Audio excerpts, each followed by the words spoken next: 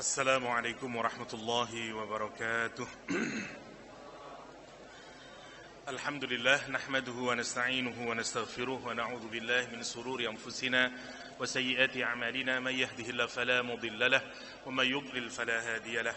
Asyhadu an la ilaha illallah wahdahu la syarika lahu wa asyhadu anna Muhammadan 'abduhu wa rasuluhu wa safiyyuhu wa khaliluhu addal amanah wa nasaha al ummah wa jahada fi sabilihi haqqa jihadihi. Ikhwafillah rahimakumullah, rekan-rekan semuanya yang dirahmati Allah subhanahu wa ta'ala. Malam hari ini kita membahas aspek yang lain dari puasa. Kalau tadi pagi kita membahas tujuan puasa, takwa, yang kita lihat dari hasil konkret dari ketakwaan itu. Malam hari ini kita akan melihat dari hadis Rasulullah SAW yang menyatakan bahwa puasa itu adalah separuh kesabaran. As-saum nisfus sabr. Dan kalau kita lihat peletakan ayat puasa di dalam Al-Quranul Karim, memang diletakkan dan diapit dengan ayat-ayat yang berat. Sebelum Allah berbicara tentang puasa misalnya, Allah berbicara tentang qisas, kemudian baru nanti berbicara tentang puasa. Setelah itu nanti ujungnya Allah berbicara tentang qital. Qisas sesuatu yang berat, qital sesuatu yang berat, dan puasa diletakkan di tengah-tengahnya. Karena memang temanya berkenaan dengan sesuatu yang berat, agar kita ini bersabar, baik di dalam menjalankan perintahnya Allah subhanahu wa ta'ala, sabar di dalam menjauhi larangannya Allah subhanahu wa ta'ala, dan terakhir sabar kalau kita mendapatkan musibah yang diberikan oleh Allah subhanahu wa ta'ala. Karena itu kita ingin menggali lebih dalam kesabaran yang begitu indah nanti kita dapatkan di surat Yusuf, yang dikenal dengan sobrun jamil atau beautiful patient. Sabar yang indah yang diambil oleh Nabi Ya'qub alaihissalam, yang disifati oleh Al-Quran dengan sifat qadhim. Qadhim dari kata qadhama, artinya to swallow, menelan. Orang yang disifati dengan qadhim karena orang ini mestinya meledakkan amarahnya, mestinya dia meledakkan emosinya, tapi dia tahan itu sehingga tidak nampak lagi emosinya, tidak nampak lagi kemarahannya. Orang yang kayak begitu disebut dengan qadhim. Nanti kita bisa belajar dari Nabi Ya'qub alaihissalam, yang Al-Quran menyebut beliau sebagai wahuwa qadhim. Wahuwa qadhim. Di surat Yusuf, dua kali kata sobrun jamil direkam oleh surat Yusuf, dan dua-duanya berkenaan dengan sifatnya Nabi Ya'qub alaihissalam. Satu ketika berhadapan dengan 10 anaknya yang melakukan amal kejelekan berupa memasukkan adiknya Yusuf alaihissalam ke dalam sumur. Nanti yang kedua, sobrun jamil, juga diucapkan oleh Nabi Ya'qub alaihissalam ketika 9 saudaranya pulang dari Mesir dan menyatakan Benyamin mencuri. Reaksi Nabi Ya'qub alaihissalam sama. Bal sawwalat lakum anfusukum amra fasabrun jamil wallahul musta'anu ala ma tasifun. Karena itu pertemuan ini insyaallah kita akan membahas 2 konsep dari ayat ini. Satu taswil, yang kedua sabrun jamil. Karena kita ingin menguatkan makna kesabaran sebagai bagian dari puasa itu sendiri. Karena puasa sesungguhnya adalah kesabaran itu sendiri. Oke, kita mulai insyaallah kajian kita dari ayat yang ke-10 sampai ke-18 kalau mencukupi. Bismillahirrahmanirrahim. Qala qailum minhum. Kalimatnya dibuka dengan kalimat yang menarik. Qala qailun. Qala berkata, qail orang yang berkata. Kalau orang menulis kalimat, tentu kalimat ini tidak efektif. Berkata orang yang berkata. Ngapain berkata orang yang berkata? Mestinya qala cukup. Kalau mau menyebutkan nama, sebut aja namanya. Qala Yahya, lebih baik. Qala Yahuda, qala Rubel, Qala siapalah? Quran tidak menyebutkan, tetapi menyebutkan kata qail. Kenapa? Karena dua kisah ini sama-sama ada qalanya. Di kalimat yang Al-Quran nanti menggunakan sobrun jamil, dua-duanya menyebutkan subjeknya, tapi yang di sini Allah bikin kita tidak punya clue sama sekali untuk mendeteksi siapa pembicaranya. Di peristiwa yang kedua kita dikasih tahu oleh Allah SWT. Qala kabiruhum, berkata saudaranya yang paling tua dari 10 saudaranya Nabi Yusuf alaihissalam. Maka kita bisa deteksi siapa saudaranya paling tua. Meskipun para ulama berbeda-beda dan itu tidak menjadi kepentingan kita, siapakah yang paling tua usianya di kalangan anak-anaknya Nabi Yakub alaihissalam, tidak akan pernah menambah iman kita. Karena itu meskipun terjadi perbedaan, terserah sajalah. Ada yang bilang Yahuda, ada yang bilang Syam'un, ada yang bilang Rubel. Wallahu a'lam bishawab. Tapi yang menarik di peristiwa yang awal Allah menggunakan kalimat qail, di peristiwa yang kedua Allah menggunakan kata kabiruhum. Kenapa? Hikmah yang pertama, dalam urusan kejelekan semestinya memang kita tidak perlu menjelaskan. Tidak perlu spreading kalau itu urusan kejelekan. Kita menarik dalam urusan kejelekan sebenarnya kita juga tidak men-spreading. Kita enggak menjelaskan, tetapi kita masih nanggung ya, kasih inisial. Ya tetap aja orang bisa menebak inisial itu. Lihat cara Al-Quran, Quran tidak menggunakan kata inisial karena kita memang tidak akan bisa mengetahuinya. Qala qailun. Berbeda dengan yang kedua, Quran tegas menyebutkan qala kabiruhum, berkata yang paling besar di antara mereka. Maka semua orang tahu. Kenapa? Karena yang di sini amalannya baik, yang di sini amalannya buruk. Hikmah yang pertama, untuk kebaikan sebarkanlah. Fa'amma bini'mati rabbika fahaddits. Sebarkan kalau itu berupa kebaikan. Kenapa? Karena biar menular kebaikan itu. Oke, kita lanjutkan. Qala qailum minhum, berkata orang yang berkata atau orang yang paling vokal di antara mereka, la taqtulu Yusuf, jangan bunuh Yusuf. 10 orang ini inisiasi awalnya sebenarnya adalah membunuh Nabi Yusuf alaihissalam. Kenapa mereka ingin membunuh? Karena mereka punya hasad kepada ayahnya. Hasad karena berangkat dari asumsi yang subjektif bahwa ayahnya melebihkan cintanya kepada Yusuf alaihissalam. Ini penting kita diskusikan. Apakah memang Nabi Yakub itu di dalam membagi cinta kepada anak-anaknya tidak tepat? Tentu saja tidak boleh kita menyatakan demikian, karena beliau adalah Nabiullah. Tidak mungkin Nabi Yakub tidak sempurna di dalam mendidik anaknya. Dia Nabi, dia orang paling terbaik. Begini, ini sebenarnya menarik. Kita suami saja, jangan anak dulu. Kalau kita baru awal menikah, perhatian istri sepenuhnya kepada suami. Begitu mulai punya anak, terbelah perhatian istri. Dan suami mulai dongkol di sini. Istri saya udah tidak mulai cinta saya lagi, misalnya. Dan ini kalau diteruskan, maka sang suami bisa punya asumsi subjektif bahwa istrinya sekarang tidak lagi mencintai dia lagi. Saya suruh dia bikin teh, lama sekarang Ustaz. Dulu kita awal menikah, Masya Allah, tidak disuruh aja teh sudah ada di depan saya. Sekarang dia lebih memilih anaknya dan segala macamnya. Sementara begitu dia pulang ke kantor, sang sekretaris berkata dengan lembutnya, Bapak ngersaaken teh napa kopi? Dan dia mulai banding-bandingkan. Pertanyaan saya, adakah ada yang berubah dari cinta istrinya kepada suaminya? Mboten wonten, nggak ada berubah cintanya. Cuman memang sekarang dia harus berbagi karena dia punya putra. Siapa yang salah? Asumsi suaminya saja yang keblinger. Suaminya sebenarnya tidak boleh punya asumsi subjektif. Dia mestinya harus objektif.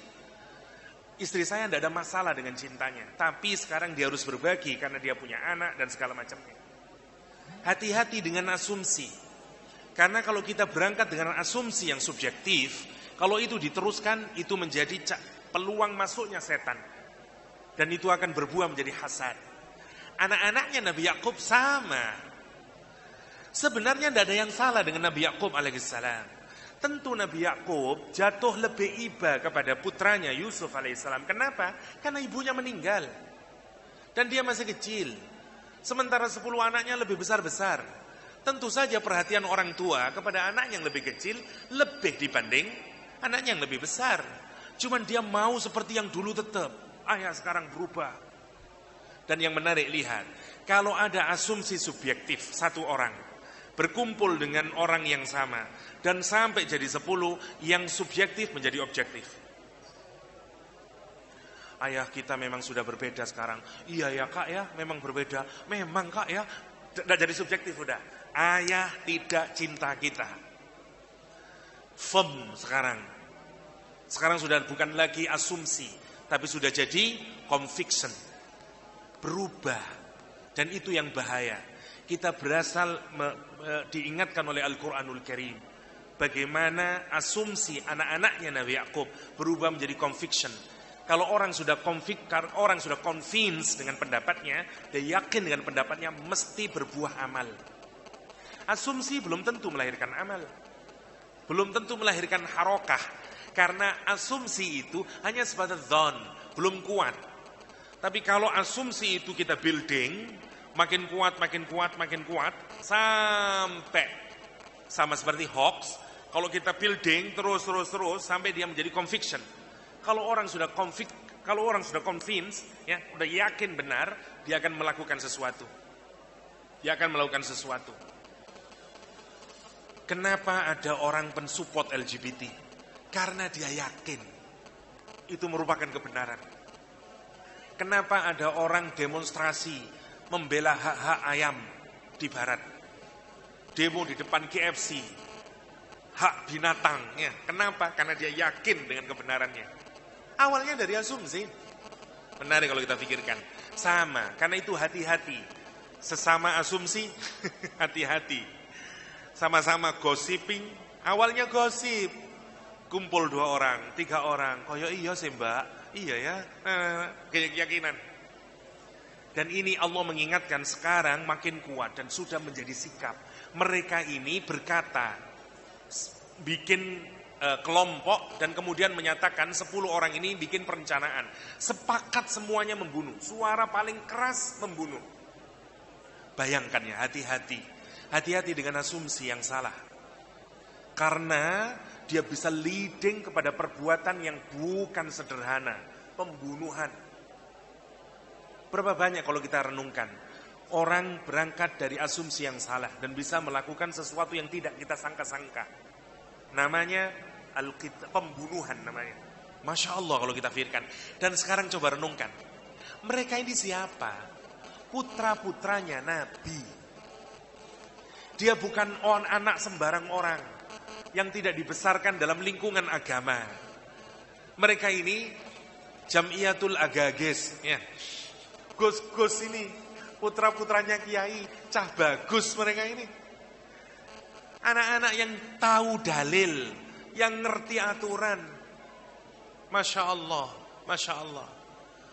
Dan menarik, jenengan perhatikan, ada sekian banyak rumah tangga yang kacau, anak sama sesama anaknya, justru ada dalam keluarga yang mengerti agama. Kalau jenengan perhatikan, banyak pesantren, bahkan berkelahi antar pesantren. Pesantren pamannya sama yang lain. Pesantren, kenapa? Karena memang yang diserang setan itu. Biar orang malas dengan agama. Lihat itu, orang yang ngerti agama begitu itu kerjaannya. Berkelahi satu sama lain. Justru yang tidak punya agama, rukun. Karena tidak digoda oleh setan. Masya Allah. Karena ada setan yang nggak suka. Apalagi keluarga muttaqin. Dia berusaha untuk cerai berikan itu. Masya Allah. Sekarang kita lihat. 10 orang ini sebenarnya suara terkuatnya membunuh. Satu yang paling baik. Ya, yang nanti dibuka oleh Al-Quran di peristiwa yang ujung. Yaitu yang paling tertua. Yang masih punya perasaan iba sama Yusuf. Ya. Dia bilang, la taqtulu Yusuf. Jangan bunuh Yusuf deh. Karena dia punya perasaan sayang masih sama Yusuf. Kata dia, sebaiknya jangan bunuh Yusuf. Alquhu fi ghayabatil jub. throw, lempar sajalah. Kalimat yang dipilih juga lempar, bukan utruk. Kalau utruk, kata para ulama, itu masih biasa. Belum, tidak ada kemarahan di dalamnya. Tapi kalau ulqu itu seakan-akan sesuatu yang kita ini gak suka. Karena memang masih ada perasaan benci di dalamnya. Fa'alquhu fi ghayabatil jub.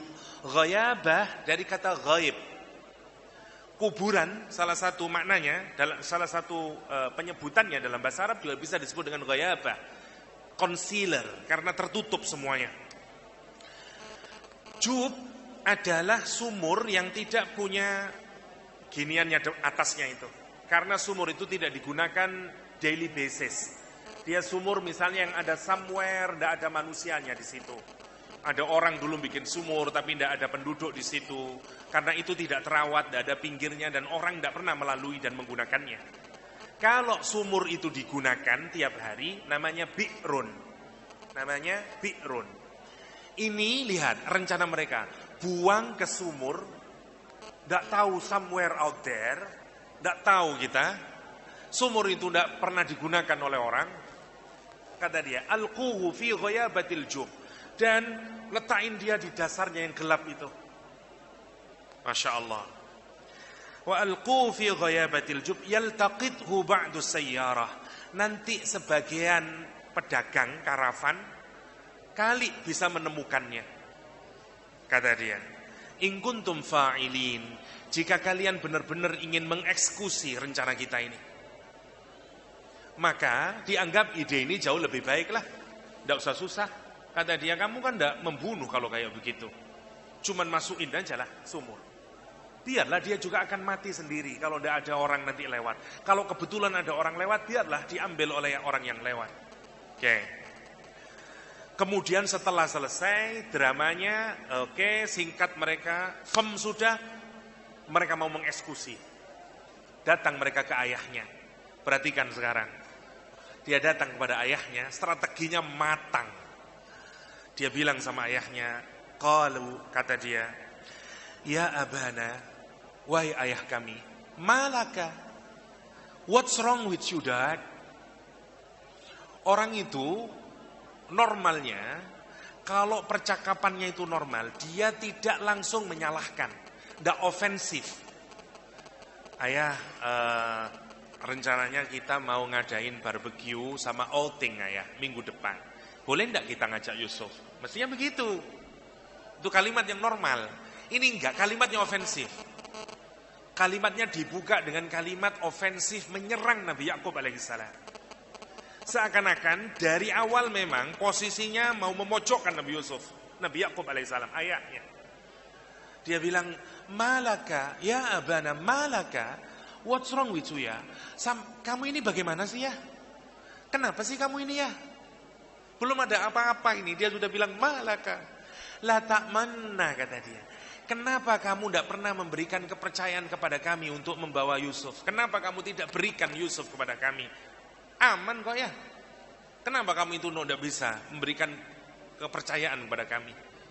Kata dia, malaka la ta'manna ala Yusuf wa inna lahu lanasihun. Kata dia, wa inna, kalimat ini gini, kalau itu indahnya bahasa Arab ya. Bahasa Arab itu kita bisa deteksi audiennya itu siapa, meskipun kita nggak tahu dari susunan yang dipakai. Kalau orang itu pembicaranya, mukhatabnya itu tidak punya pengetahuan sama sekali dengan apa yang kita omongkan, cirinya tidak perlu menggunakan penguat. Misalnya saya bilang, saya Yahya. Bambang, saya Yahya. Oh iya Pak, selesai urusan. Oke. Tapi kalau saya mau membicarakan sesuatu yang saya yakin Bambang meragukan omongan saya, maka saya kasih penguat satu. Bambang, saya sungguh Yahya. Oh ya, karena Bambang berarti audiennya meragukan. Tapi kalau saya ini sebenarnya yakin Bambang ini mengingkari omongan saya, dan saya ini rapuh sebenarnya confident saya, karena saya ini tidak yakin omongan saya diyakini oleh Bambang, dan pasti Bambang akan mengingkari, maka rumusnya dia akan menggunakan banyak penguat. Ini nanti juga bisa dideteksi buat para ibu-ibu yang suaminya telat kalau datang. Ya. Biasa pulang jam 5, pulang jam 11 malam. Dari mana ya? Rapat di kantor. Jujur berarti dia. Kalau dia pakai penguat, sebenarnya dia juga tidak yakin. Dan dia meragukan kita, padahal kita nggak meragukan. Orang yang berbohong, cirinya itu, konfidennya turun. Orang yang tidak bohong, dia confident. Karena dia tidak melakukan kesalahan apapun. Tidak mungkin dia melakukan confidentnya, kepercayaan dirinya tidak turun. Tapi kalau orang bohong, kepercayaan dirinya turun. Semakin dia berbohong, semakin turun. Dan dia menganggap orang lain juga tidak punya kepercayaan dengan ucapannya. Maka cirinya banyak menggunakan penguat. Lihat kalimatnya anaknya Nabi Yusuf, Nabi Yakub alaihissalam. Inna lahu lanasihun. Sungguh kami ini, jangan ragukan sedikit pun ya. Bagi Yusuf terutama, lanasihun. Sungguh-sungguh, nasihun, pakai isim fa'il. Saya tidak punya niatan apapun, kecuali hanya untuk kebaikan buat Yusuf.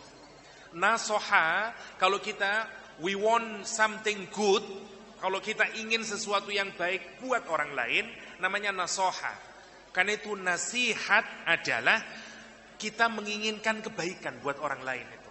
Karena itu kita nasihati dia.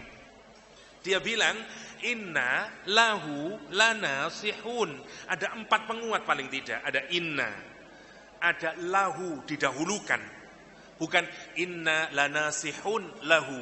Lahunya didahulukan, penguat lagi. Pakai lam taukid lagi, la nasihun. Pakai nasihun lagi simfa'id, nasihun. Tumpuk-tumpuk nih.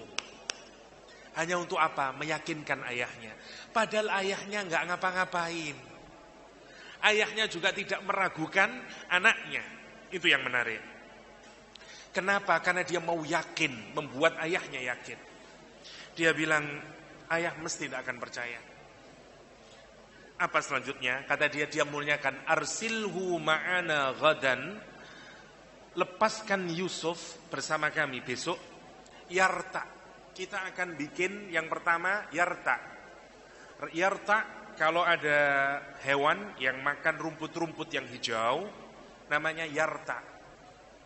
Maksudnya, kita akan having delicious food. Ayah, kita mau bikin barbekyuan. Makan yang enak-enak ayah. Wes Yusuf mesti seneng ayah. Yang pertama, yarta. Yang kedua, yal'ab. Having fun, main play, main game, dan segala macam. Kita tidak menginginkan apapun, kecuali kita cuma mau makan yang enak-enak, main-main. Yarta wa yal'ab. Pertanyaan kita sekarang. Pantes napa mboten? Anak-anaknya Nabi mainnya bukan gini, ayah kita mau menghafalkan Quran dan menghafalkan hadis. Mboten ngoten. Izinnya itu kita mau yarta wa yal'ab. Kira-kira kalau kita yang jadi nabi diizinkan nggak mboten? Ayah saya mau main PlayStation. Ayah saya mau Mobile Legend. Ayah saya mau kulineran. Kamu itu ngaji sana, hafalin Al-Quranul Karim. Kamu itu sana, hafalin hadis. Boleh. Anak itu having fun juga boleh. Tapi meskipun ada waktunya.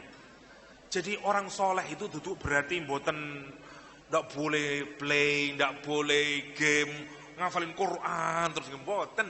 Stres ngadeg nanti anak kita. Nggih, mboten. Hatta putranya Nabi diizinkan oleh Nabi Yakub. Yarta wa yal'ab. Boleh. Boleh. Itu yang menarik, sesuai dengan usianya. Sesuainya dengan usianya. Lihat. Wa inna lahu lahafidhun. Diulang lagi. Sungguh kami, khususnya, especially buat Yusuf, lahafidhun. Kami akan proteksi Yusuf. Kami akan jaga Yusuf ayah.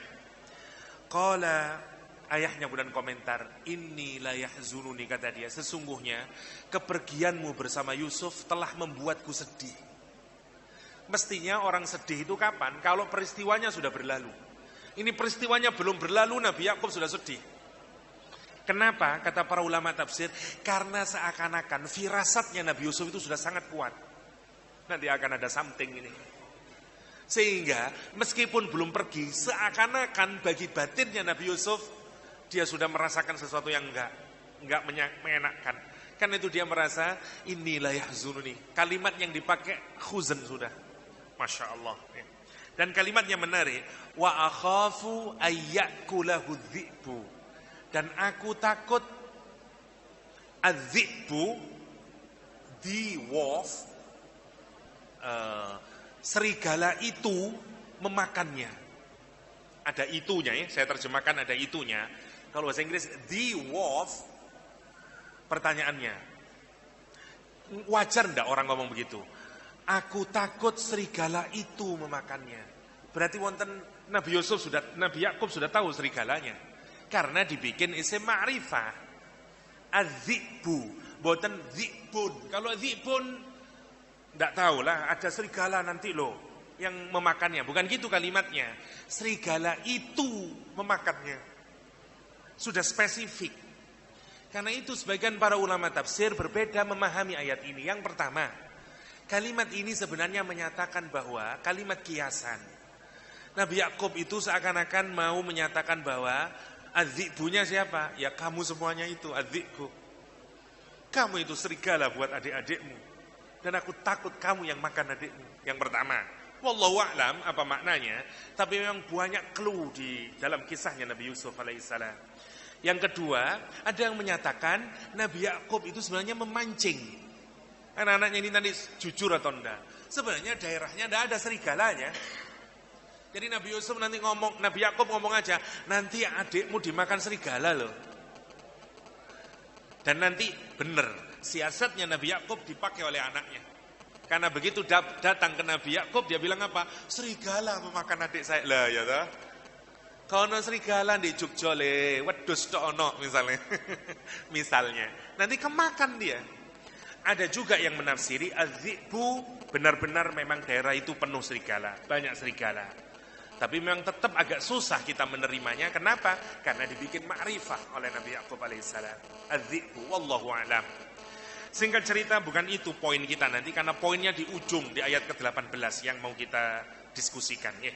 Ini dramanya dulu. Ayyakulahu dzi'bu wa antum anhu ghafilun. Sementara engkau nanti kalau serigala itu memakan, kamu lalai sama adikmu. Kata dia, qalu la in akalahu dzi'bu. Mereka berkata, kalau sampai serigala itu memakan adik saya, nahnu usbah. Kami ini ayah, kami ini 10 anak yang sangat kuat, besar-besar kami ini. Maka kalau sampai serigala memakan, sungguh yang paling rugi itu kami. Sungguh kami inilah orang yang paling merugi. Tidak mungkin ayah, garanti deh. Sekarang kalau kita sebagai ayah, meskipun kita punya firasat yang kurang baik, tapi anak kita mengajukan semua cara yang tidak mungkin membuat kita tidak memberikan izin bagi dia. Karena dia sudah tunjukin, saya hanya mengendaki baik, planningnya begini ayah, saya akan proteksi dan segala macamnya. Sebenarnya firasatnya Nabi Yakub menyatakan gak bagus ini. Tapi kenapa Nabi Yakub alaihissalam membiarkan Yusuf dibawa 10 anaknya? Karena kadang orang tua itu memang harus memberikan kepercayaan kepada anak-anaknya. Karena kalau dia tidak dimakin diberi kepercayaan, apa yang terjadi pada anaknya? Memang benar, ayah kita itu tidak peduli sama kita. Dia cuma maunya sama Yusuf. Makin jadi-jadi, asumsinya tadi menjadi kebenaran, bukan asumsi lagi. Karena ini seperti buah simalakama bagi Nabi Yakub alaihissalam. Karena itu diizinkan dia. Pergilah dia. Begitu pergi, apa yang terjadi sebagaimana yang terjadi. Dibunuh, dimasukin ke dalam sumur Nabi Yakub alaihissalam. Falamma dhahabu, ketika mereka pergi, wa ajma'u, dan mereka membuat ijma', tidak ada ulamanya, bikin ijma' saja. Wa ajma'u ayyaj'aluhu fi ghayabatil jub, untuk meletakkan Yusuf alaihissalam di kegelapan sumur itu. Kata Al-Quranul Karim, wa auhayna ilaih, dan kemudian kami mengilhamkan. Kami mewahyukan kepada Nabi Yusuf alaihissalam. Ada perbedaan di kalangan para ulama tafsir, kapan Nabi Yusuf diangkat menjadi nabi? 3 pendapat. Yang pertama, saat mendapat mimpi. Karena ru'yah itu sebenarnya adalah wahyu kepada Nabi Yusuf alaihissalam. Yang pertama. Yang kedua, ada menyatakan enggak, Nabi Yusuf diangkat menjadi nabi saat ada dalam sumur. Kenapa? Karena ada kata wa auhayna ilaih, dapat wahyu Nabi Yusuf. Ada menyatakan enggak, Nabi Yusuf nanti jadi nabinya kapan? Saat nanti setelah Zulaikha. Ada kasus Zulaikha nanti. 3-tiganya punya pijakan sendiri-sendiri. Saya tidak mau mendiskusikan hal tersebut, tapi yang menarik, begitu Nabi Yusuf alaihissalam diturunkan dan kemudian dipotong talinya, Nabi Yusuf jatuh. Kalau kita baca riwayat, menarik. Yang nangkap Nabi Yusuf itu malaikat Jibril. Sekarang kalau tanglet, berapa jaraknya malaikat Jibril dengan sumur yang ada di Palestina saat itu? Kalau kemarin kita diskusikan, ya katakanlah jarak kita ke galaksi Bima Sakti itu jaraknya 2 juta tahun cahaya. Oke. Kalau kita jarak Bima Sakti ke galaksi yang paling dekat, Andromeda, jaraknya 15 quintillion mile. Quintillion ya. Habis million, trillion, billion, trillion, quadrillion, quintillion. Jadi 15 quintillion mile jarak antara Milky Way sama Andromeda. Lah, apalagi kalau sampai ujungnya langit ke-7, berapa jauhnya itu? Dan malaikat Jibril itu kantornya adalah di dekat arsy Allah, di atas langit ke-7. Inda dzil arsy makin muta'in thumma amin, kata Al-Quranul Karim. Malaikat Jibril jauh, dan malaikat Jibril jarang turun kecuali untuk hal yang sangat penting, seperti Lailatul Qadar yang nanti di pertemuan terakhir akan kita bahas. Ya, tanazzalul malaikatu warruh. Lah sekarang bayangin, malaikat Jibril itu turun. Berapa terus kecepatannya malaikat Jibril itu? Dari sana itu tempatnya dia, masuk ke sumur, nangkap Nabi Yusuf itu. Sehingga Nabi Yusuf tidak masuk ke dalam sumur, tidak mati dia. Dan kemudian kasih wahyu, wa auhayna ilai, apa wahyu? La tunabbi'annahum. Jangan ragu sedikit pun Yusuf, kamu pasti akan menceritakan kembali. Naba, cerita yang sangat besar. La tunabbi'annahum, kata Al-Quranul Karim, bi amrihim hada, dengan persoalan ini. Wa hum la yash'urun, dan saudara-saudaramu nanti saat kamu menceritakan, dia tidak ada yang tahu. Kapan? Nanti saat dia ke Egypt.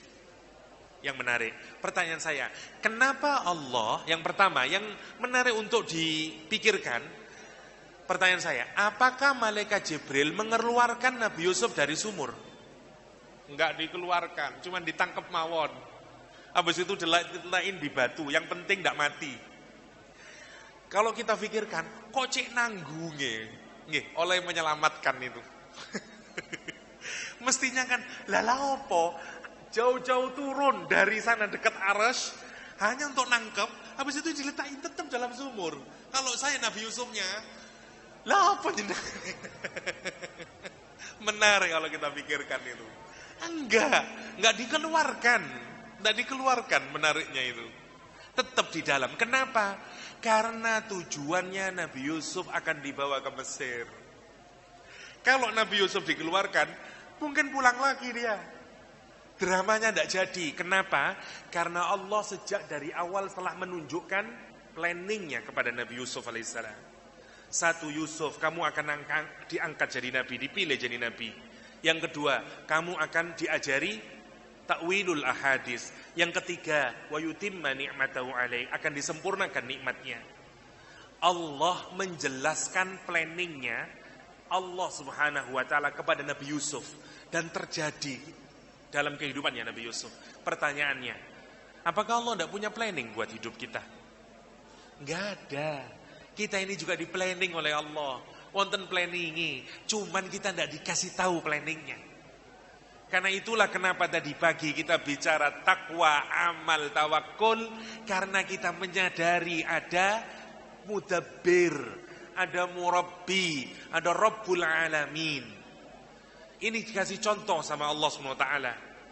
Kisahnya Nabi Yusuf alaihissalam. Yang kedua, hikmahnya adalah kenapa kok la tunabbi'annahum? Kalau orang itu muttaqin, pada tahap-tahap tertentu oleh Allah nanti dikasih busyra, dikasih sesuatu yang menggembirakan untuk menguatkan iman. Ya, dan itu sudah terjadi sekian lama dalam sejarah kehidupan ini. Jadi busyra itu kadang-kadang bonus yang diberikan oleh Allah SWT, bocoran. Ya, jadi kayak beginilah contoh. Ada anak yang kurang cukup secara ekonomi. Dari pesantren dia dapat beasiswa, katakanlah apalah kuliah di UGM. Tinggal di tempat yang kumuh susah lah dia. Di pesantren yang kumuh, makan seadanya, sumpek lah ngerjain PR susah, sumpek hidupnya. Kemudian setelah dengan penderitaan semuanya itu, setelah 1 tahun dia bermimpi ketemu malaikat Jibril misalnya ini ya.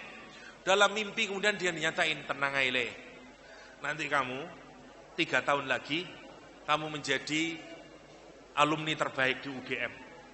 IP kamu flat 4.0 misalnya 4 persis. Setelah itu kamu keluar dari UGM, dapat pekerjaan, gajimu 100 juta sebulan, istrimu 3, anakmu 5 misalnya. Misalnya, kira-kira anak ini menjalani sisa 3 tahun di UGM, meskipun susah, agak terasa ringan apa mboten? Agak terasa ringan. Kenapa? Karena dia sudah dapat visi tadi itu. Oke lah, nggak apa-apa lah. Saya jalani 3 tahun yang menyusahkan ini. Kenapa? Karena dia punya busro itu tadi. Sama, Allah itu kadang nanti kepada orang beriman, kados ngoten, tidak dibiarkan kita ini nanti sampai akhirnya menjadi putus asa. Karena seakan-akan buntu semuanya. Enggak, dikasih bonus, dikasih glad tiding oleh Allah, dikasih busyra. Nabi Muhammad sumpah turun ayat, idza jaa nasrullahi wal fatah, apabila datang pertolongan Allah dan Mekah itu bisa kamu bebaskan Muhammad. Pertanyaan saya, Mekah sudah dibebaskan? Dereng. Tapi minimal kan, oke lah, enggak apa-apa lah, susah-susah. Engkau Mekah nanti dibebaskan.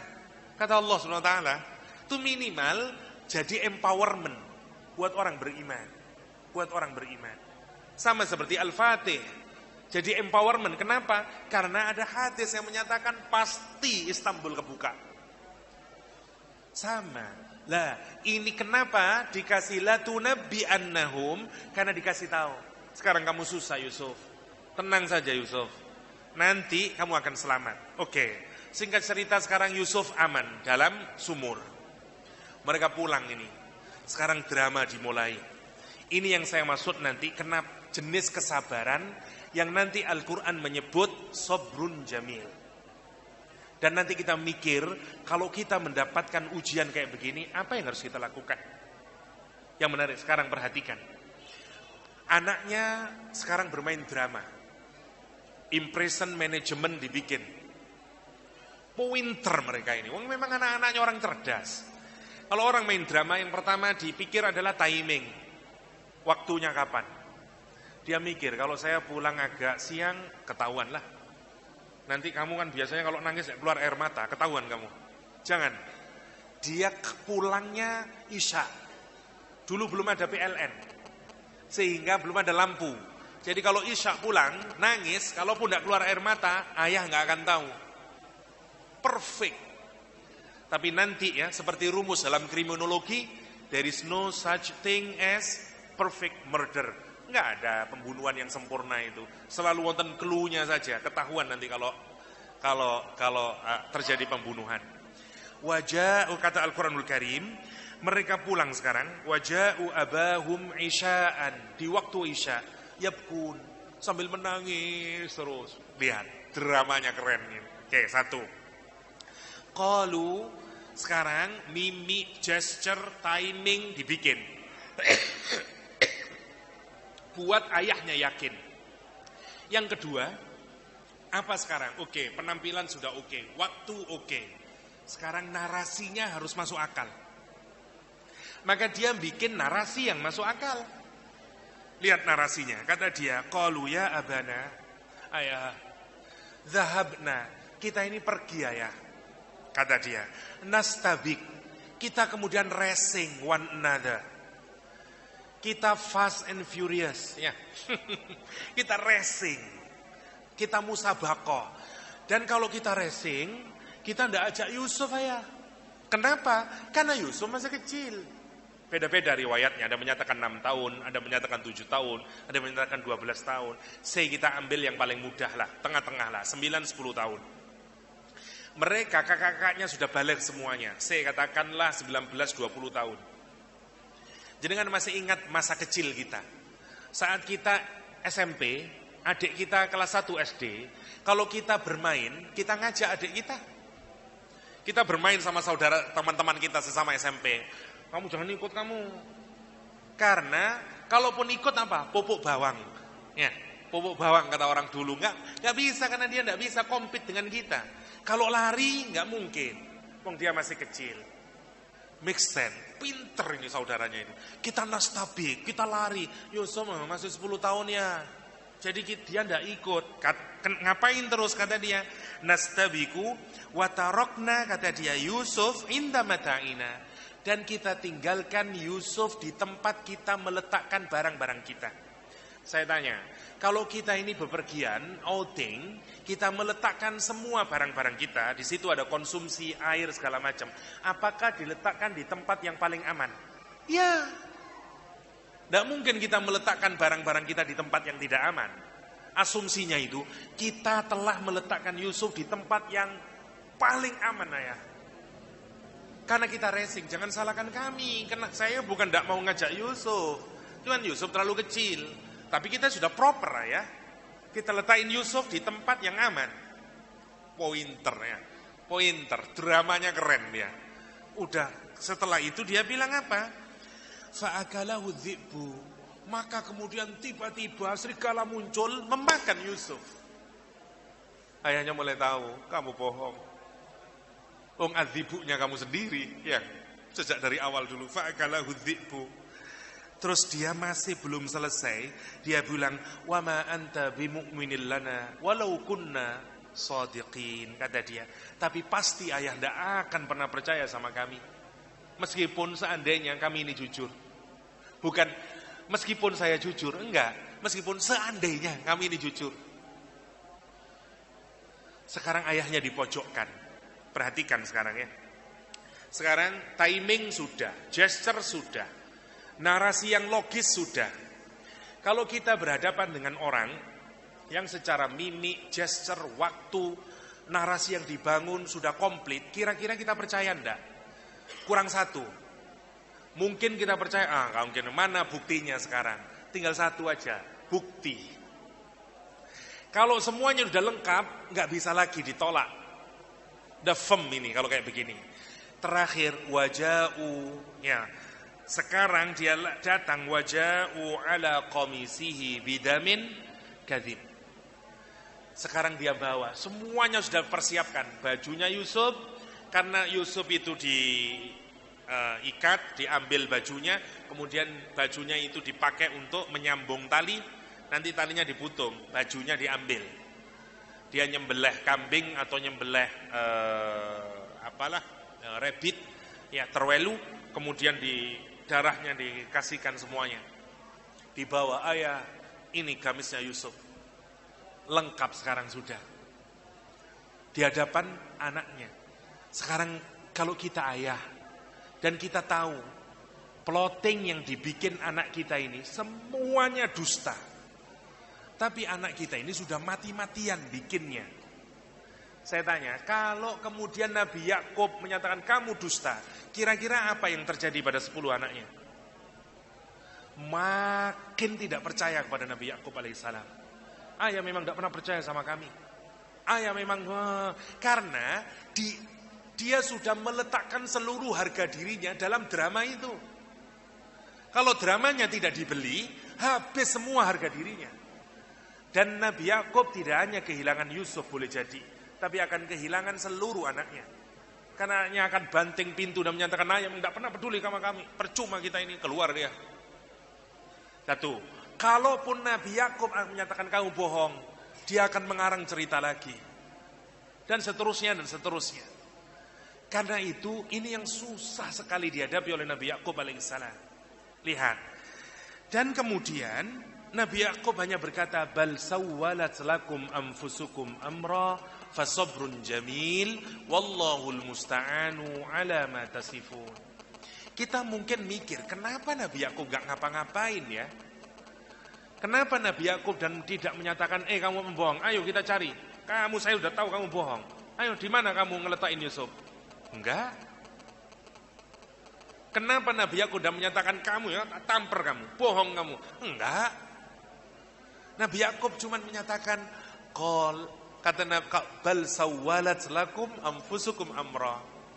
Dirimu sendiri saja yang menganggap apa yang kamu lakukan ini persoalan yang ringan saja. Dan kesabaran yang indah itulah yang sekarang aku pilih. Dan aku mohon pertolongan kepada Allah. Itu yang dilakukan oleh Nabi Yakub alaihissalam. Nanti kita pilih, kenapa Nabi Yakub bersifat pasif? Dan kenapa itu disebut dengan sabar? Itu yang paling menarik untuk kita diskusikan. Ya. Oke, sekarang kita lihat. Apa yang dilakukan oleh anaknya, oleh Nabi Yakub alaihissalam, disebut dengan taswil. Dari kata sawwalat tadi. Bal sawwalat lakum anfusukum amra. Taswil, ada dua di dalam taswil itu, kata para ulama tafsir. Yang pertama tashil, yang kedua tazyin. Kalau ada tashil sama tazyin, namanya taswil. Taswil. Taswil itu adalah cara setan untuk menggoda kita. Agar kita melakukan perbuatan maksiat, tapi yang digoda adalah orang-orang yang soleh. Bukan orang-orang yang tidak soleh. Orang yang ngerti dalil. Orang yang tahu ini salah. Kalau orang-orang yang tidak ngerti dalil, godanya bukan taswil. Dia ini sebenarnya tahu, maka cara setan menggodanya namanya taswil. Kalau dalam tafsir, taswil itu diawali dari tashil. Menganggap sesuatu yang berat menjadi ringan. Menganggap sesuatu yang sebenarnya ini persoalan besar menjadi ringan saja, yang pertama. Yang kedua, tazyin, menjadi beautification. Sesuatu ini jelek, napi-napi merasa ini sesuatu yang baik. Dan itu bahayanya. Jadi taswil adalah dimulai dari melihat sesuatu yang berbesar menjadi kecil dan menganggap sesuatu itu menjadi sesuatu yang baik. Itu tekniknya setan, namanya taswil. Maksiat itu sebenarnya sesuatu yang buruk, sesuatu yang besar. Kalau dijalankan, dapat azabnya Allah SWT. Mereka tahu. Kalau kita bunuh anak, kita masuk neraka kita ini. Dia tahu. Mungkin dalilnya hafal dia. Setan masuk, oke. Yang kamu lakukan ngapain? Kamu kan membunuh Yusuf. Tujuanmu apa? Yakhlu lakum wajhu abikum. Agar seluruh atensi dan perhatian bapakmu nanti semuanya hanya kepadamu. Setelah itu baru kamu soleh. Semua orang itu kan bersalah. Enggak ada yang enggak bersalah di dunia ini. Semua bersalah. Meskipun dosa itu sebesar apapun, kalau Allah mau mengampuni, diampuni sama Allah. Yang penting kamu raih tujuanmu. Setelah kamu raih tujuanmu, tobat. Kalau kamu sudah bertobat, diterima sama Allah. Terus kamu jadi orang soleh. Itu namanya taswil. Hati-hati. Itu cara godanya setan kepada anak-anaknya Nabi Yakub alaihissalam. Dia sudah merasa perbuatannya ini perbuatan yang baik sudah. Kenapa? Ini gara-garanya bapak saya ya. Karena dia tidak pernah dia berbagi cinta. Dia tidak sama cintanya kepada kita. Ini wajar lah sehingga saya bunuh. Meskipun dia tahu pembunuhan ini sesuatu yang besar. Uququl walidain dosa besar, bunuh orang dosa besar, semuanya ini dosa besar yang dilakukan oleh 10 anaknya Nabi Yakub alaihissalam. Tapi dia lakukan saja. Kenapa? Karena dia sudah ketutup dengan tujuan tadi. Yang penting saya nanti dapat perhatian ayah saya. Kalau saya sudah dapat perhatian ayah saya nanti akan tobat. Jadi qauman sholihin, jadi orang-orang yang soleh. Itu prediksinya mereka. Namanya taswil. Itu yang kata Nabi Yakub, bal sawwalat lakum anfusukum amra. Pantas ya, persis seperti penegasannya Ibnu Athaillah Sakandari dalam hikamnya. Kata Ibnu Athaillah, min alamati mautil qalb. Salah satu tanda dari hati itu mati adalah kalau hati itu mati, kata Ibnu Athaillah Sakandari, adamul husni, tidak ada lagi kesedihan ala ma fata minal muwafaqat, terhadap ketaatan yang kita tinggalkan. Kalau tidak ada rasa sedih, ya, tidak ada rasa penyesalan terhadap ketaatan yang kita tinggalkan, itu tanda hati yang mati. Kata Ibnu Athaillah Sakandari. Ya. Wa tarkun nadam ala ma fa'altahu min wujudi zallat. Dan tidak ada perasaan sesal terhadap maksiat yang kita lakukan. Lihat, mereka ini tidak menyesal. Kenapa? Karena ditutupi. Padahal namanya wishful thinking begini ini. Orang merasa maksiat, tapi nanti udahlah, nanti kan tobat. Wajarlah, masih muda. Biasalah pacaran itu. Ya namanya anak muda. Nanti setelah itu yang tobat sama Allah SWT. Taswil. Padahal pertanyaannya, kalau dia sudah berpacaran, apakah nanti taubat? Boten. Itu godaan saja, setan saja menipu kita begitu. Udahlah, enggak apa-apa korupsi. Habis itu nanti kan kamu kan umroh. Habis itu sudahlah, kalau sudah cukup, udah tobat. Sing bener. Taswil. Taswil. Itu biasanya menggoda siapa? Menggoda orang yang ngerti agama. Hati-hati. Kalau orang yang enggak ngerti agama, dia enggak akan digoda seperti itu oleh Allah SWT. Cara digoda begitu oleh setan, maksud saya. Setan cara masuknya kayak begitu, cara masuknya. Namanya taswil. Namanya taswil. Sekarang Nabi Yakub alaihissalam melanjutkan, fasobrun jamil. Sabar itulah yang paling terbaik. Sabar itulah yang paling terindah. Kenapa? Karena pada saat itu tidak ada yang lebih baik dilakukan oleh Nabi Yakub kecuali mensabari anaknya. Jangan tanya sebenarnya, Nabi Yakub ya apa sih, wong tua ya apa sih? Anaknya gitu kok enggak marah. Mungkin gitu perasaan kita. Bayangin kalau kita orang tuanya, kalau saya orang tuanya, meledak-ledak saya sudah. Saya marahin, saya bohong, tempat itu enggak ada serigala itu. Kamu pembohong kamu itu, enggak percaya pernah lagi. Keluar dia, ayah emang enggak percaya sama dia, lari dia. Pertanyaannya, kalau anak yang 10 itu kemudian dihardik oleh Nabi Yakub alaihissalam, mungkin tidak dia keluar rumah? Sangat mungkin. Mungkin tidak dia tidak kembali lagi ke rumahnya karena rasa malu, plotnya ketahuan dan gagal total. Sangat mungkin. Kalau dia keluar rumah, ada jaminan tidak dia masih punya iman? Tambah nggak ada jaminan, dia akan merasa saya sudah berbuat kerusakan yang besar.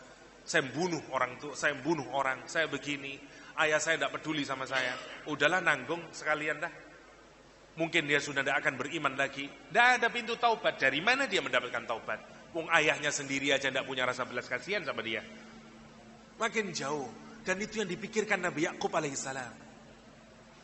Dia berada pada situasi di mana nggak ada amal yang harus dilakukan kecuali tak sabari nak. Aku ngerti. Kamu bohong.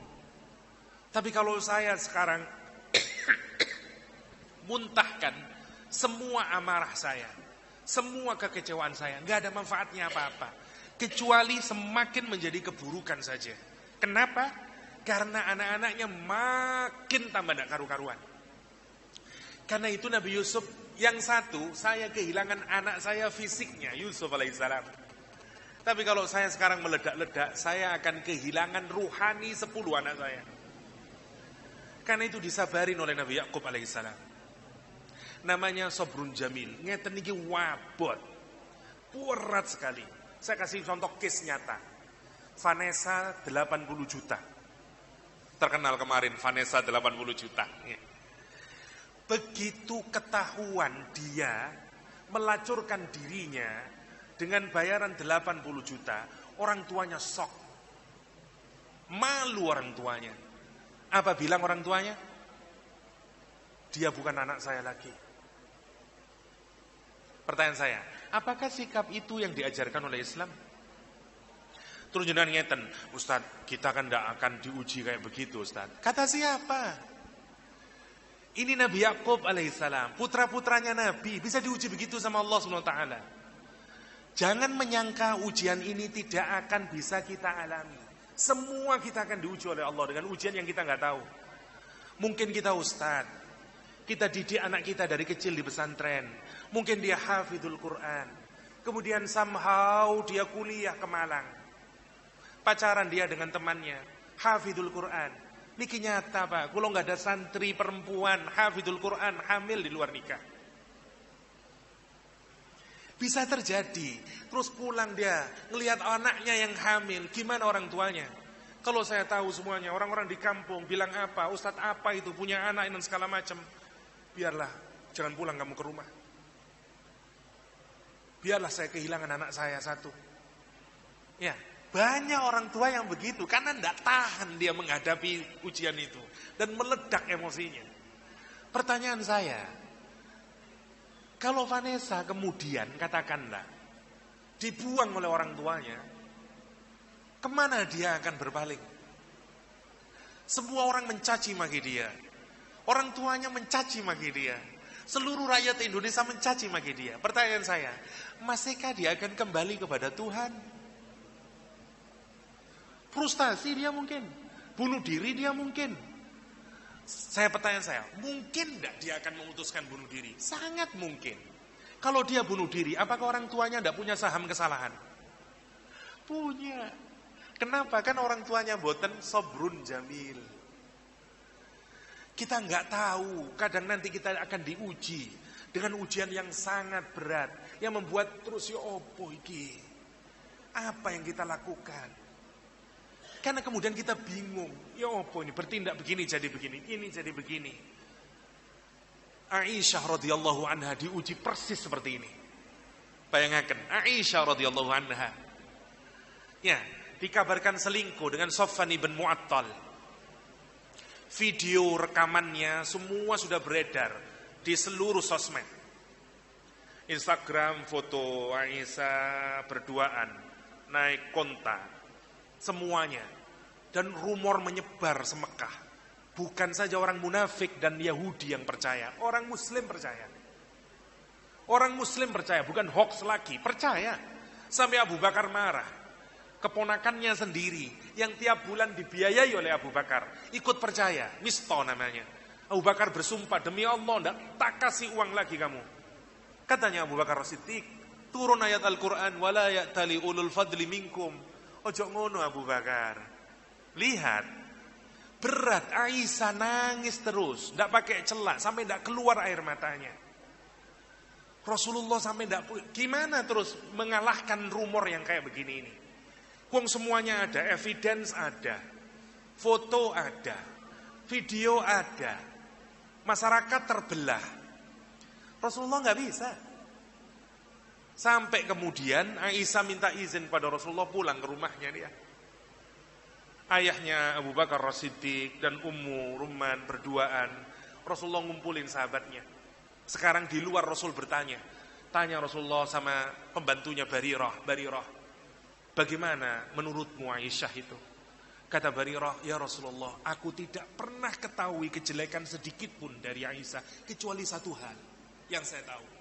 Dia pernah bikin adonan roti, kemudian dia lupa, kambing masuk ke dalam dan memakan adonan roti. Itu saja kejelekannya Aisyah. Niku siapa yang ditanyai? Pembantu rumah. Kalau kita punya pembantu tanyain, dos pundi nggih tuan rumah jenengan niku? Insyaallah mboten hanya 100 muncul semuanya niku nggih. Niku jelek Aisyah cuma 1, lali ngadoni. Kita enggak lali ngadoni tok nggih. Goreng iwak gosong tiap hari ngoten niku nggih. Masyaallah niku Aisyah ibunda kita. Masya Allah kalau kita perhatikan. Sampai semuanya bertanya kepada Ali bin Abi Thalib. Ali tahu Nabi Muhammad stres, mikirin ini semuanya. Karena Aisyah orang yang dicintai. Ali hendak menghibur Rasulullah SAW dengan menyatakan, ya Rasul, perempuan masih banyak ya Rasulullah. Danya Aisyah, if you wish, kalau kamu mau, bisa menikah yang lain. Sebenarnya mau menghibur Ali bin Abi Thalib. Masya Allah.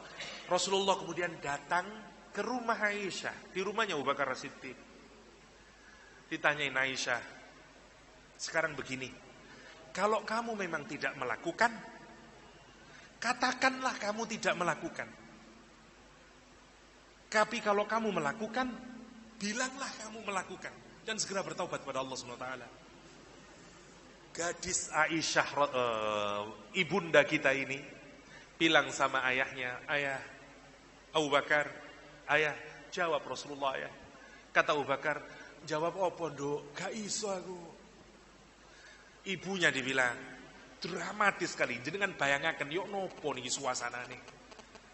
Gemeter nggih, umuman ibu Umi, jawab Umi. Kata Uminya, jawab apa nduk? Mboten saged. Aisyah sendiri kemudian berkata kepada Rasulullah SAW, ya Rasulullah, demi Allah saya suci dan saya tidak melakukan. Meskipun kalau saya berkata saya bersih, kalian semuanya lebih tidak percaya, lebih mudah untuk tidak percaya. Dan kalau saya berkata saya melakukan, kalian lebih mudah mempercayai omongan saya, padahal saya itu dusta. Lihat, berbohong lebih dipercaya daripada tidak berbohong. Itu yang diomongin oleh Aisyah. Maka suasana saya ini persis seperti Yakub alaihissalam, yang hanya berkata sabrun jamil, wallahul musta'anu ala ma tasifun, kata Aisyah. Dan Aisyah kemudian mewiridkan itu yang terus diwiridkan di bibirnya, sabrun jamil, wallahul musta'anu ala ma tasifun. Karena badhe ngomong nopo? Niki mancen ujian kelas Nabi. Saat semuanya tidak ada yang bisa bantu kecuali Allah SWT. Jenengan kalau mau jadi kekasihnya Allah, nanti akan ada ujian yang merenggut semuanya. Dan hati kita hanya punya Allah. Kita tidak punya siapapun. Yang hanya bisa kita andalkan Allah Subhanahu wa ta'ala. Dan ibunda kita karena mau dinaikkan derajatnya oleh Allah Subhanahu wa ta'ala. Sebagai contoh, Ummahatul Mukminin, Masya Allah, ditinggikan. Dia nggak tahu hatta suaminya tidak bisa menolong Rasulullah SAW. Dan dia hanya fasobrun jamil, wallahul musta'an ala ma tasifun. Dan terbetik dalam hatinya Aisyah, nopo pikirannya Aisyah, muga-muga Nabi Muhammad mimpi, dan mimpi itu membenarkan aku. Ternyata bukan mimpi yang turun. Apa yang turun? 10 ayat surat An-Nur turun. Sampai Aisyah itu ketenggengen. Aisyah menyatakan, aku tidak pernah menyangka bahwa untuk membersihkan diriku 10 ayat turun hanya untuk membersihkan diriku. Begitu berharganya diriku di mata Allah Subhanahu wa ta'ala. Itu namanya sabrun jamil. Nanti kita akan banyak menghadapi ujian ingkang model kados mengeten niki. Saat kita harus menahan diri kita nih. Karena ngomong tambah mboten karu-karuan, bersikap tambah mboten karu-karuan, tapi hati maunya ngempeti nemen. Lah namanya sabrun jamil kados ngoten niki. Wabot. Misalnya Vanessa anak kita, misalnya apa yang harus kita lakukan? Kon panjen wis salah dalan, Nduk. Tapi kon tetep anakku. Tak jaluk temenan yo tobat tuh habis ini. Memang berat, orang akan mencaci maki kita, lu anake sampean yo. Sing anake sampean yo. Memang berat. Tapi itu ujian yang diberikan kita oleh Allah SWT. Tapi kalau kita yang tidak merangkul, siapa yang akan merangkul? Masya Allah. Kalau kita makin mencaci maki dia, semakin dia lari dari kita. Kamu itu sudah senasati, ngapain ini? Memang saya memang jelek pak, memang saya lari dia. makin tambah karu-karuan dia. Masya Allah. Kadang-kadang kita ini dikasih ujian oleh Allah. Yang semacam itu namanya sabrun jamil. Sabrun jamil. Yang saat kita kemudian melepaskan hanya kepada Allah SWT penyelesaiannya. Memang sebenarnya apapun saja di dunia ini Allah yang melepaskan. Allah yang punya rencana semuanya. Tapi kita ini diuji oleh Allah. Dan pasti kita ini diuji. Pasti kita ini diuji. Kenapa? Laqad khalaqnal insana fi kabad. Pasti kabid niku ati. Kalau kita punya kesusahan yang sampai membuat hati kita ini rasanya sumpek, namanya kabad. Ya, sampai loro kados ngeten. Kita ini semuanya kan begitu. Entah karena ketaatan, diuji untuk taat sama Allah dan terasa berat banget. Ada yang diuji karena kita pernah melakukan perbuatan maksiat, akhirnya banyak ujian dalam hidup kita. Sama, tapi semuanya harus kita sikapi dengan nopo? Sabar. Sabar ngelampai perintahnya Allah, sabar menjauhi larangannya Allah Subhanahu wa taala, dan terakhir sabar kalau ada ujian yang ditimpakan Allah kepada diri kita. Karena sebenarnya hakikatnya semua ujian itu didatangkan adalah untuk makin mengikatkan hati kita dengan Allah Subhanahu wa taala. Allah Subhanahu wa taala. Sebagaimana Nabi Yakub alaihissalam dan anak-anaknya, ujungnya indah. Ujungnya indah, semuanya bersatu lagi. Dan jangan berpikir Allah hanya punya rencana buat Nabi Yusuf alaihissalam. Enggak. Hatta untuk 10 anaknya yang nakal, Allah juga punya rencana perbaikannya. Yang nanti 10 anaknya juga jadi nabi-nabinya Allah Subhanahu wa taala. Nah, maka kalau belajar jangan merasa kita ini juga hanya seperti Nabi Yusuf alaihissalam, anak-anak kita. Mungkin anak-anak kita lebih mirip 10 saudaranya Nabi Yusuf alaihissalam. Dan nanti Allah punya caranya sendiri bagaimana taubatnya. Nanti taubatnya sama, yang kedua sama nanti. Sawwalat lakum anfusukum amra fasabrun jamil wallahul musta'anu ala ma tasifun. Masih wonten waktu mana yang atau berikutnya sebenarnya sama. Saya singkatkan kenapa kemudian disikapi dengan sabrun jamil yang sama. Sekarang mereka pergi ke Mesir, masa paceklik. Yusuf sudah menjadi Al-Aziz. Yusuf punya rencana, dan rencana ini dari Allah SWT. Singkat ceritanya, Binyamin anak yang sangat taat kepada Nabi Yakub alaihissalam. Tapi kemudian memang dramanya dibikin. Singkat ceritanya, gelas raja ada di karungnya ada di karungnya Binyamin. Dan hukumnya adalah kalau ketemu Su'al Malik atau Siqayah ini, maka dia harus menjadi budak di situ. Wah, sekarang Binyamin diambil oleh Nabi Yusuf alaihissalam. Tapi nggak tahu kalau itu Nabi Yusuf. Kumpul lagi sekarang, persis diulang lagi oleh Allah SWT. Untuk apa? Kadang-kadang kita ini kalau benar-benar mau tobat pada Allah, itu di reverse lagi oleh Allah.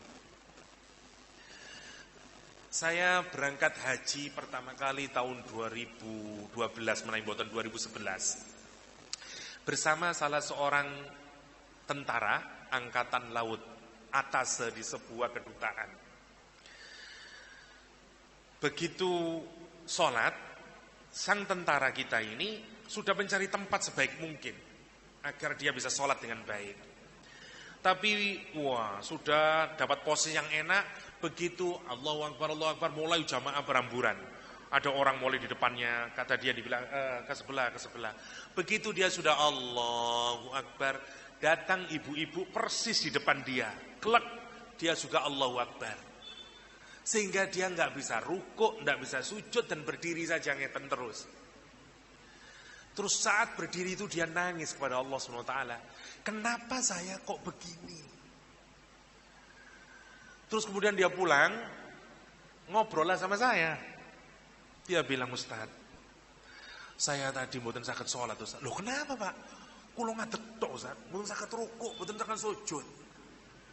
Tapi kulo matur nuwun teng pangeran. Kulo ngaget, lho napa kok matur nuwun, Pak? Dulu saya ini sering menghukum anak buah saya, Ustaz. Kalau anak buah saya tak suruh lari, kalau di barak dulu saya suruh lari di lapangan. Terus saya itu masuk ke dalam barak, terus saya ketiduran, Ustaz. Anak buah saya itu lari, tidak tahu berapa kali itu. Saya ketiduran, kata dia. Dan saat saya berdiri itu, saya ingat semua kesalahan saya itu, Ustaz. Saya nangis sama Allah, ya Allah, saya mohon ampun ya Allah. Dari dulu dia tidak menyadari itu sebagai sebuah kesalahan.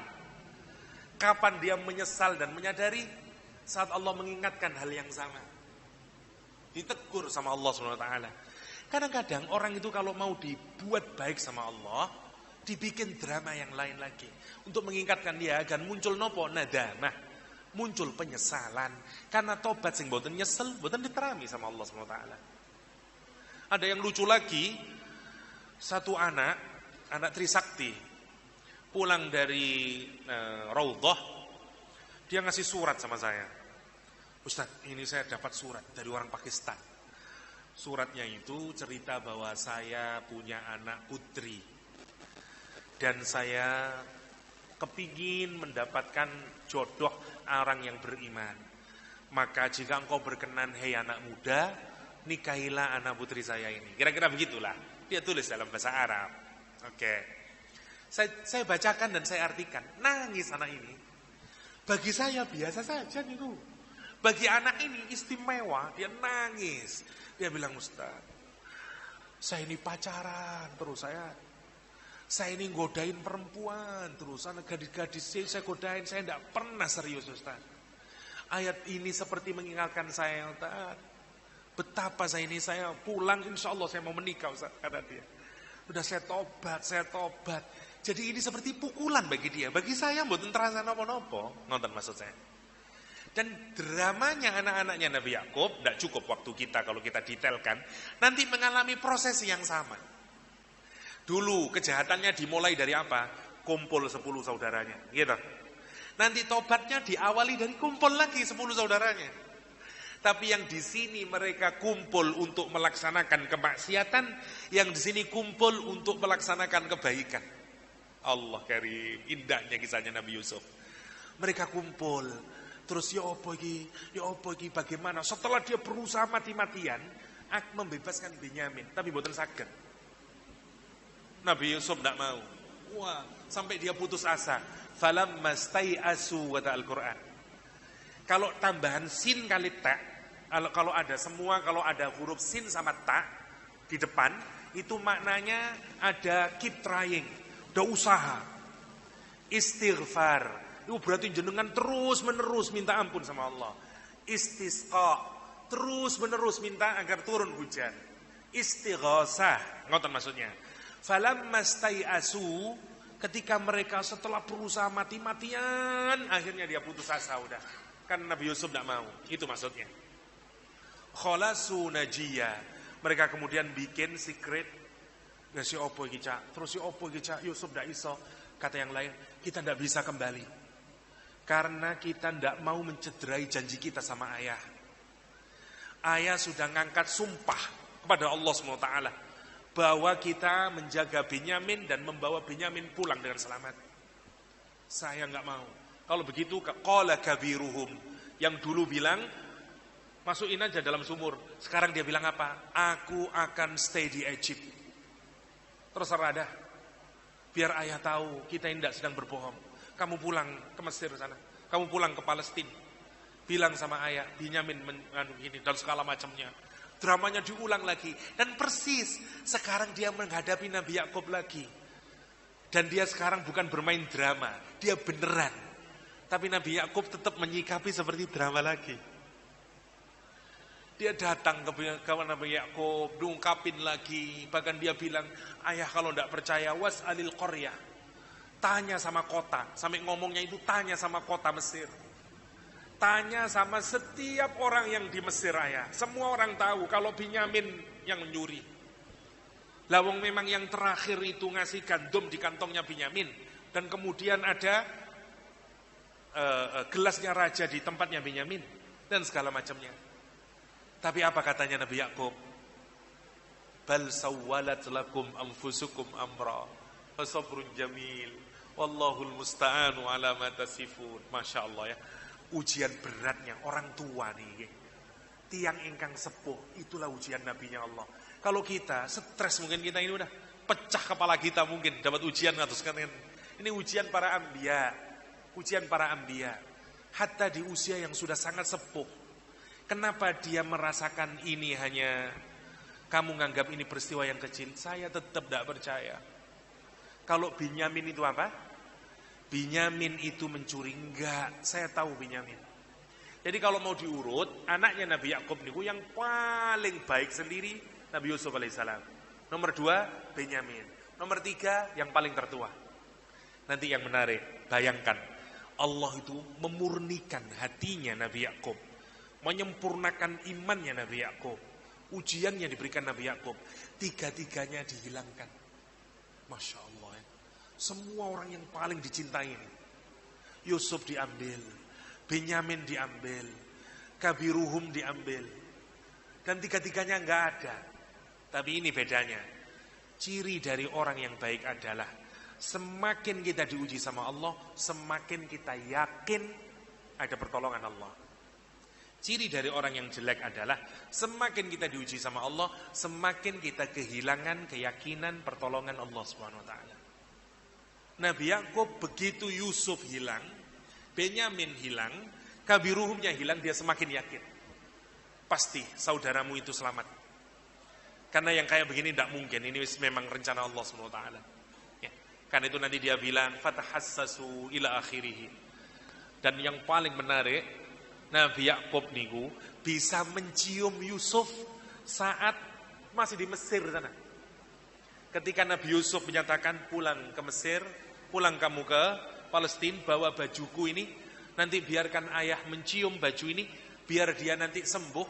Ya, begitu karavannya berangkat dari Mesir nih, Nabi Yakub alaihissalam di Palestina sudah menyatakan, saya mencium bau Yusuf. Masya Allah. Berapa jaraknya nih? Niku cinta ayah dengan anak, cinta ayah dengan anak. Ya.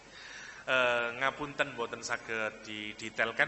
Poin sentralnya adalah pada satu taswil, lihat godaan setan bagi kita semuanya, terutama yang sudah mengerti dalil, ngerti agama. Kadang-kadang kenapa ada orang yang mengerti agama masih melakukan maksiat? Karena kita digoda dengan taubat, digoda dengan amal soleh setelahnya. Percayalah, kalau orang melakukan maksiat satu, akan ada efek domino seterusnya. Bukan kalau orang melakukan maksiat terus tambah soleh, boten. Rumusnya itu, semakin orang berbuat maksiat, semakin makin ketagihan, makin ketagihan, makin ketagihan. Jangan percaya sama setan. Kalau you maksiat, nanti habis itu amal soleh. Gak mungkin.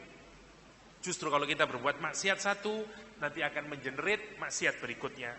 Efek domino dari maksiat. Ya, itu yang pertama. Namanya taswil.